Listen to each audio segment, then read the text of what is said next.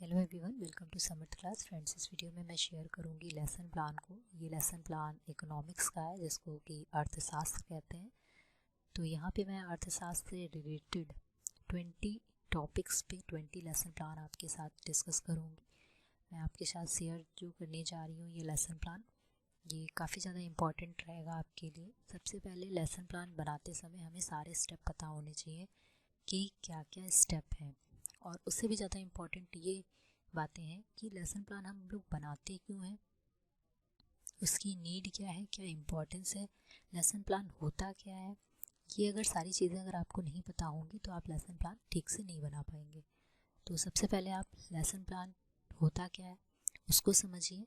उसके बाद इसके स्टेप, नीड, इम्पोर्टेंट सारी बातें आपको अगर ये चीज़ें समझ में आ जाती हैं तो आप बहुत अच्छे से लेसन प्लान बना सकते हैं। इससे रिलेटेड मैंने एक वीडियो भी अपलोड की है, आप उस वीडियो को अगर देख लेंगे तो आपको लेसन प्लान बनाते समय कोई भी प्रॉब्लम नहीं होगी। तो यहाँ पे हम सभी पॉइंट्स को डिस्कस करेंगे। जैसे लेसन प्लान बनाते समय सबसे पहला पॉइंट हमारा क्या रहता है, तो सबसे पहली हमारी हेडिंग रहती है पाठ योजना, और फिर यहाँ पे हमें पाठ योजना संख्या लिखनी होती है। मतलब जो भी आप टीचिंग करने जा रहे हैं वो किस नंबर पे है, मतलब फर्स्ट डे है तो आप वहाँ पे डालेंगे पाठ योजना संख्या 1। उसके बाद ब्लैक बोर्ड एंट्रीज करनी होती हैं। ब्लैक बोर्ड एंट्रीज को भी आप दो टाइप से कर सकते हैं। कुछ यूनिवर्सिटी या कॉलेज में ब्लैक बोर्ड एंट्रीज को 3 पार्ट में डिवाइड करके करवाया जाता है, और कहीं पे 2 पार्ट में भी करके बताया जाता है। तो यहाँ पे मैंने 2 पार्ट में ब्लैक बोर्ड एंट्रीज की हैं, लेफ़्ट साइड और राइट साइड। लेफ़्ट साइड में आपका दिनांक, विषय, प्रकरण, और राइट साइड में कक्षा, चक्र और अवधि रहेगी। जिस भी डेट में आप टीचिंग कर रहे होंगे वो डेट आपको यहाँ पे मेंशन करनी है। सब्जेक्ट, आपका टॉपिक, किस क्लास के लिए है, कौन सा पीरियड है, और ड्यूरेशन यानी आपने कितने मिनट की टीचिंग की है, ये सारी चीज़ें आपको वहाँ पे लिखनी होती हैं। टॉपिक को अंडरलाइन करना बिल्कुल भी मत भूलिएगा, ये लेसन प्लान का एक मोस्ट इम्पॉर्टेंट पार्ट होता है। उसके बाद हमें सामान्य उद्देश्य लिखने होते हैं। सामान्य उद्देश्य में हमें सब्जेक्ट से रिलेटेड जो उसके जनरल ऑब्जेक्टिव्स हैं उनको लिखना होता है। हमें इकोनॉमिक्स के जनरल ऑब्जेक्टिव लिखने हैं कि ये बच्चों को क्यों पढ़ाई जाए, तो उसके क्या उद्देश्य हैं, उन उद्देश्यों को हमें सामान्य उद्देश्य के अंतर्गत लिखना है। नेक्स्ट हमारा विशिष्ट उद्देश्य की हेडिंग रहेगी। विशिष्ट उद्देश्य में जैसा कि हम जानते हैं कि 3 सब हेडिंग्स रहती हैं: ज्ञानात्मक उद्देश्य, भावात्मक उद्देश्य और कौशलात्मक उद्देश्य। तो यहाँ पे हम ज्ञानात्मक उद्देश्य में लिखेंगे कि बच्चों को क्या चीज़ें बतानी है। जैसे यहाँ पे आप मीनिंग बता सकते हैं या उसके टाइप्स बता सकते हैं, तो वहाँ पे वो चीज़ें हमें बतानी रहती हैं। उसके बाद भावात्मक उद्देश्य, मतलब बच्चों को उनमें क्या समझ में आया, बच्चे क्या कर सकते हैं, उसको हम भावात्मक उद्देश्य में लिखेंगे। नेक्स्ट हमारा रहेगा कौशलात्मक उद्देश्य, जहाँ पे हमें लिखना होता है कि बच्चे में क्या कौशल वो सीख पाएंगे या वो आगे क्या कर सकते हैं।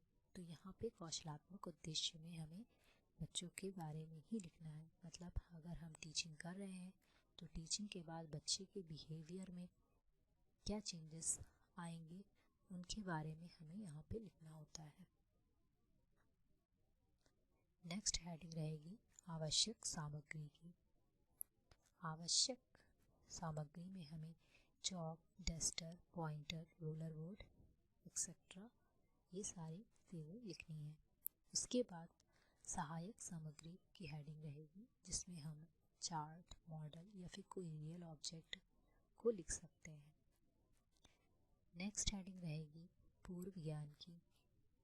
यहाँ पे हमें लिखना होता है कि बच्चों को जो भी हम टॉपिक पढ़ाने जा रहे हैं उसके बारे में वो सामान्य जानकारी रखते हैं। नेक्स्ट हेडिंग रहेगी प्रस्तावना प्रश्न, जो कि लेसन प्लान का मोस्ट इम्पॉर्टेंट पार्ट होता है। लेसन प्लान बनाते समय सबसे जो ध्यान में रखने वाली चीज़ होती है वो है इंट्रोडक्टरी क्वेश्चन या प्रस्तावना प्रश्न। प्रस्तावना प्रश्न ऐसे होने चाहिए जो बच्चे की प्रीवियस नॉलेज से कनेक्ट हो और हमें नए टॉपिक को भी कनेक्ट करते हुए ये क्वेश्चन करने होते हैं। यहाँ पे हम बच्चों की प्रीवियस नॉलेज को चेक करते हैं कि किस तरीके से बच्चों को बातें पता है और कैसे हम उनको नए टॉपिक से उसको कनेक्ट करें। सबसे पहले हमें कुछ विकासात्मक प्रश्न करने होते हैं। जैसे हमने किसी टॉपिक को इंट्रोड्यूस करा दिया तो बच्चे उस टॉपिक के बारे में जान गए हैं। अब उसी से रिलेटेड हम एक क्वेश्चन करेंगे और फिर उसको एक्सप्लेन करेंगे। तो यहाँ पे हमारा टीचिंग पॉइंट हो जाएगा कि टीचिंग पॉइंट में हम क्या बता रहे हैं। अगर आप मीनिंग बता रहे हैं तो टीचिंग पॉइंट में आप डालेंगे मीनिंग और फिर उसके बाद एक क्वेश्चन और वहाँ पे छात्र छात्रा जो भी क्रिया करेंगे उनके बारे में भी लिखना रहेगा। तो इस टेबल में आपको शिक्षण बिंदु, छात्र छात्रा अध्यापिका कथन, छात्र छात्रा क्रिया, मेथड और श्याम पट्ट कार्य लिखना होता है। इसके बाद जो भी आपका क्वेश्चन रहेगा वो आप छात्र अध्यापिका कथन में लिखेंगे और छात्र छात्रा जो भी आंसर करेंगे वो आप उस कॉलम में लिखेंगे। यहाँ पे आप प्रश्नोत्तरी विधि का यूज़ कर रहे हैं तो आप मेथड में आप यहाँ पे लिख देंगे कि प्रश्नोत्तरी विधि। अगर बच्चों के आंसर को आप ब्लैक बोर्ड पे लिख रहे हैं तो वो चीज़ भी यहाँ पे आप मेंशन करेंगे। उसके बाद आपके द्वारा जो एक्सप्लेन किया जाएगा वो आप एक्सप्लेनेशन को लिखेंगे और जब आप एक्सप्लेन कर रहे होंगे तो बच्चे वहाँ पे ध्यानपूर्वक सुनेंगे। तो ये चीज़ पॉइंट भी वहाँ पे चीज़ लिखनी होती हैं।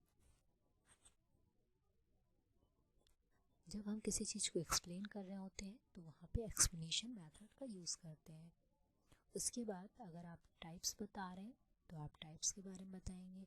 अगर आप कोई मॉडल दिखा रहे हैं तो मॉडल के बारे में बताएंगे और जो कुछ भी आप बता रहे हैं वो सारी चीज़ें आपको अपने छात्र अध्यापक कथन या फिर छात्रा अध्यापिका कथन वाले कॉलम में लिखते जाना है। और वहाँ ये भी बताना है कि आप चार्ट दिखा रहे हैं, मॉडल दिखा रहे हैं और समय बच्चे क्या एक्टिविटी कर रहे हैं वो चीज़ें भी समय लिखते जाना है। अगर आप ब्लैक बोर्ड पे कुछ लिख रहे हैं तो ब्लैक बोर्ड वाले कॉलम में भी आपको वो सारी चीज़ें लिखनी है।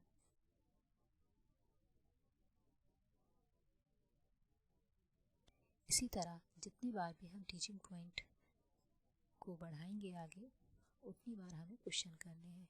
आपने एक टीचिंग पॉइंट ख़त्म किया और उसको एक्सप्लेन किया, उसके बाद नेक्स्ट टीचिंग पॉइंट स्टार्ट जब करेंगे तो आपको फिर से एक क्वेश्चन करना है और फिर से उसे एक्सप्लेन करना है। इस तरीके से आप 1 से लेकर 5 तक के टीचिंग पॉइंट बना सकते हैं, क्योंकि जो आपकी टीचिंग रहेगी वो 35 मिनट टू 40 मिनट्स की ही रहेगी।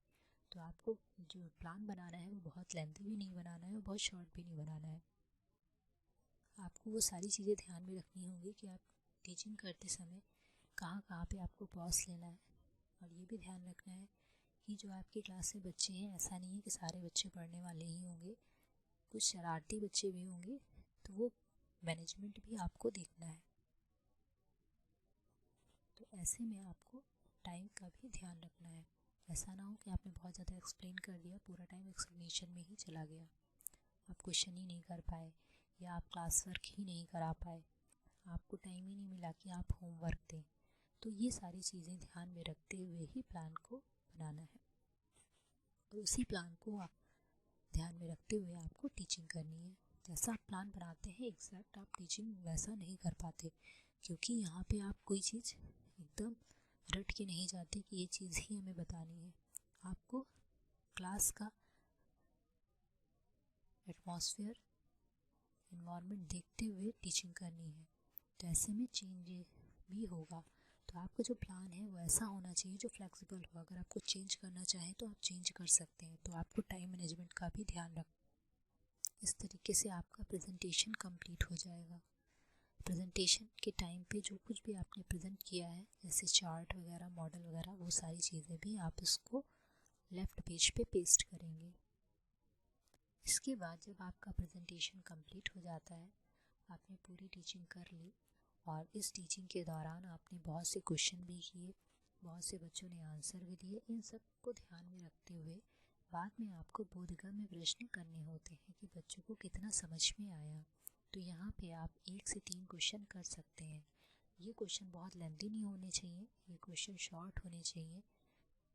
और जब भी आंसर करें बच्चे तो उनको भी इतना टाइम देना है कि बच्चे फुल सेंटेंस में आंसर कर पाएँ। तो आपको इन क्वेश्चन को करते समय उस टाइम मैनेजमेंट को भी ध्यान रखना है।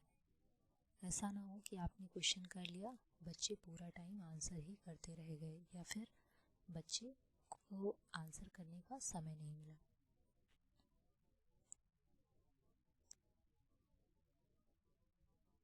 क्वेश्चन करते समय एक चीज़ आपको ये भी ध्यान रखनी है, ये जो आप क्वेश्चन कर रहे हैं बहुत ज़्यादा रिपीटेड नहीं होने चाहिए, क्योंकि आप इससे पहले भी कई क्वेश्चन कर चुके होंगे, इंट्रोडक्टरी से लेके डेवलपमेंट्री क्वेश्चन तक। तो यहाँ पे आपको ये ध्यान रखना है कि क्वेश्चन रिपीट ना हो, क्वेश्चन शॉर्ट हो और उसके आंसर भी शॉर्ट हो, क्योंकि आपको सभी बच्चों को ध्यान में रखते हुए क्वेश्चन करना है। क्वेश्चन इजी टू टफ वे में हो, सिंपल टू कॉम्प्लेक्स हो, बहुत ज़्यादा कॉम्प्लेक्सिटी नहीं करनी है, क्योंकि बच्चों ने तुरंत उस चीज़ को पढ़ा है तो उनको समझने में थोड़ा टाइम लगेगा। तो आपको ऐसे क्वेश्चन करने हैं जिसका बच्चे आसानी से आंसर कर पाए। नेक्स्ट आपका रहेगा ब्लैक बोर्ड वर्क। यहाँ पे आप ब्लैक बोर्ड पे जो भी कार्य करेंगे उस चीज़ को भी आप समराइज़ कर सकते हैं। नेक्स्ट आपका रहेगा निर्देश की हेडिंग, जहाँ पे आप बच्चों को निर्देश देंगे कि उन्हें क्या करना है। जैसे अगर आप क्लास वर्क करा रहे हैं तो आपने कोई क्वेश्चन दिया होगा तो आपको क्वेश्चन करने को कहेंगे, या फिर आपने ब्लैक बोर्ड में कुछ वर्क लिखा होगा तो आप उसको कॉपी करने के लिए कहेंगे। तो जो भी आप इंस्ट्रक्शन देंगे वो यहाँ पे आपको लिखना होगा। नेक्स्ट हेडिंग रहेगी आपकी पुनरावृत्ति प्रश्न की। यहाँ पे जब पूरा टॉपिक कंप्लीट हो जाता है तो हमें पुनरावृत्ति प्रश्न करने होते हैं। ये जो आपके पुनरावृत्ति प्रश्न होंगे वो बहुत ही ज़्यादा शॉर्ट होंगे। जैसे आप यहाँ पे fill in the blanks, objective types question या फिर ट्रू फॉल्स ऐसे क्वेश्चन कर सकते हैं जिसका आंसर 1 लाइन में हो। बहुत लेंथी क्वेश्चन पुनरावृत्ति प्रश्न में नहीं करने हैं।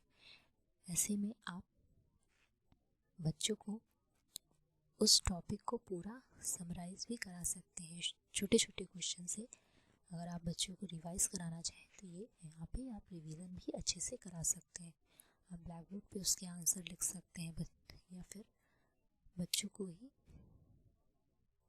बुला सकते हैं कि वो बोर्ड पे आके बताएं। तो इस तरीके से ये पुनरावृत्ति प्रश्न हो जाएंगे। लास्ट में आपका गृह कार्य रहेगा और गृह कार्य में जो भी आप होमवर्क देना चाहें आप दे सकते हैं। बस आपको ये ध्यान रखना है कि जो होमवर्क है बहुत ही ज़्यादा, होमवर्क देते समय आपको ये ध्यान रखना है कि जो होमवर्क है वो अट्रैक्टिव हो और इंटरेस्टिंग हो, बच्चे में टॉपिक को लेकर इंटरेस्ट डेवलप हो, वो वहाँ पे बोर फील ना हो कि आप ये नहीं कहेंगे कि ये चीज़ याद करके आना है ना। तो यहाँ पे इस तरीके के वर्क नहीं देना है, आपको टॉपिक से रिलेटेड ही कुछ वर्क देना है, लेकिन जिससे बच्चे में क्रिएटिविटी भी बढ़े। इस तरीके से ये लेसन प्लान आपका कंप्लीट हो जाएगा। लास्ट में आपका पर्यवेक्षक हस्ताक्षर रहेंगे, जहाँ पे आपको आपके जो सुपरवाइज़र होंगे उस लेसन प्लान को चेक करेंगे। तो इस तरीके से आपका लेसन प्लान कंप्लीट हो जाता है। आई होप आपको समझ में आया होगा कि कौन कौन सी हेडिंग को ध्यान में रखते हुए ये प्लान बनाना है और प्लान में क्या चीज़ें इंपॉर्टेंट ज़्यादा रखती हैं, किस चीज़ को हमें नहीं करना है, क्या चीज़ें बहुत ज़्यादा होती हैं जिनको करना आवश्यक है, कैसे आप टाइम मैनेजमेंट करेंगे। तो अगर आपको ये सारी चीज़ें अच्छे से समझ में आ गई तो आप लेसन प्लान बनाते समय अगर ये सारी चीज़ें आपको समझ में आ गई तो लेसन प्लान आप बहुत ईजिली बना सकते हैं। आई होप आपको समझ में आया होगा किस तरीके से ये प्लान बनाया जाए। और इसी से रिलेटेड आपको और भी वीडियोस मैं आपके साथ शेयर करूँगी जिसमें इकोनॉमिक्स के और भी लेसन प्लान होंगे। मैं आपके साथ 20 लेसन प्लान को डिस्कस करूँगी। तो अगर वीडियो पसंद आए तो इसे लाइक शेयर और चैनल को सब्सक्राइब करना बिल्कुल भी मत भूलिएगा। Thank you so much.